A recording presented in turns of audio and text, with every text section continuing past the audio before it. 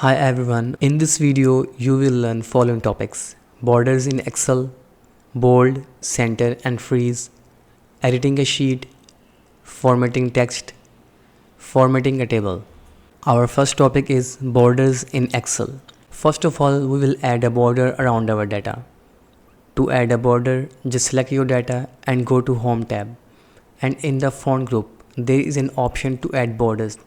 And if I click on the little arrow next to border, I have so many options for the borders, which are bottom, top, left and right border and so on. For this table, I'll select all borders.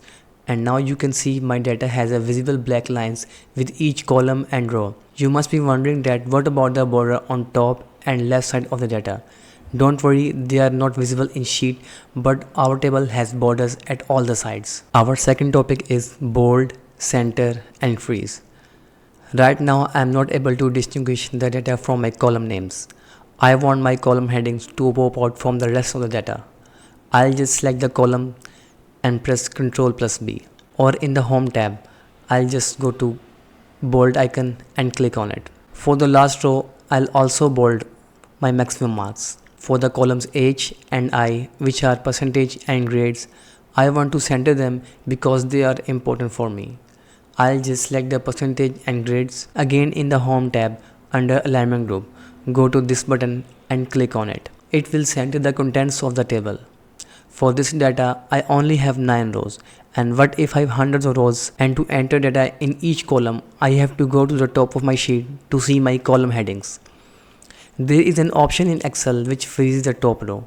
To freeze the top row, go to the View tab and under Window group, there is a tool which is Freeze Pans. Press the little arrow next to it and you have 3 different options: Freeze Pans, Freeze Top Row and Freeze First Column. For this lecture, I'll choose Freeze Top Row. Now when I scroll down my sheet, the top row is always visible to me. Our third topic is editing a sheet.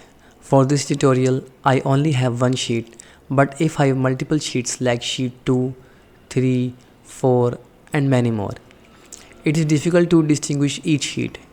So when I right click the sheet 1, I have different options which are insert, delete, rename and many more. If I want to rename my sheet, I'll just click on rename and rename it like class of 2024. To make my sheets more visible, I can even color them. Again, I'll right click on it and go to the tab color and select whatever color I like for my class. I can even delete my sheet, but remember, when you delete a sheet, it will be permanently deleted. So I'll delete my Excel sheets. I can even make multiple copies of this sheet, so for each class, I don't have to type the metadata from the scratch. To make a copy of this sheet, I'll right click it and click Move or Copy. A new window will open and I'll select class of 2024 and check the option which is create a copy and click OK. Excel just created a new sheet with the same color code and even the same name, but mentioning 2 because it's a second copy of the same sheet. For now, I'll delete the sheet. My fourth topic is formatting text. In Excel, we also have an option in which we can format our number. If I write today's date, merge and center it for the column percentage and grades. In the Home tab, there is a group which is number, and if I click on this little arrow, I have different options like general, number currency and many more. If I select my date and again go to this option, and Excel gives me 2 date options, which is short and long date. I can choose any of them, and Excel also have more number formats options, and if I click on more number formats, a new window will appear and on the left there are many categories, and for this tutorial I'll choose date category. And now I have different type of date categories and I can choose whatever I like and click OK. Our fifth topic is formatting a table. There is a very handy tool in Excel which converts your data into a professional looking table. Just select at any cell in your data and in the Home tab, go to Styles group and click on the down arrow of Format as Table. Upon clicking, I have different modes like light, medium and dark. I can select whatever style I like. I'll select first style from the medium and a small window will appear which is confirming that your data is from A1 to I9, and it also asks me if the data has headers. Yes, we have headers, and click OK. My table is converted from a boring to a professional looking table with just a click of a button. I can also change the style of my table by going into the table design tab and choose any style.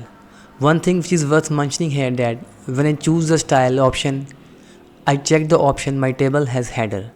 Excel automatically creates arrows in the header of a column to indicate sort order, error checking or other options.